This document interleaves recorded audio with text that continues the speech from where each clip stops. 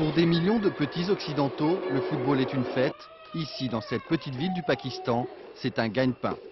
Contrefaçon ou ballons officiels, on ne sait pas encore. Ce qui est sûr, c'est que ces produits se vendent aujourd'hui autour des stades britanniques du championnat d'Europe.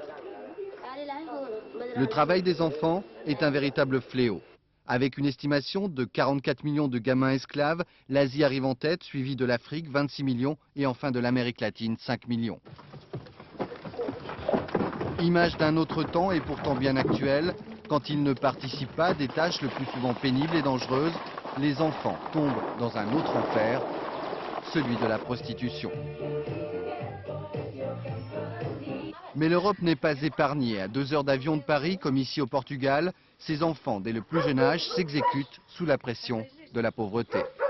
Dans la plupart des cas, les adultes, pour des raisons de pauvreté, pour des raisons de dette, sont obligés de faire des emprunts, souvent à des patrons, à qui après, ils vont remettre leurs propres enfants pour récupérer cette dette. Elle va se transmettre de père en fils, de père en fille, et c'est ça qui est absolument à combattre. Difficile d'enrayer le phénomène, les contraintes de l'économie de marché sont toutes puissantes, on recherche les coûts de main-d'œuvre les plus bas. Le travail des enfants fait perdre des emplois à la fois dans les pays occidentaux, mais aussi dans les pays du tiers-monde. Dès mercredi, les ministres du Travail de 173 pays vont tenter de trouver des remèdes pour que des millions d'enfants ne soient plus hors jeu.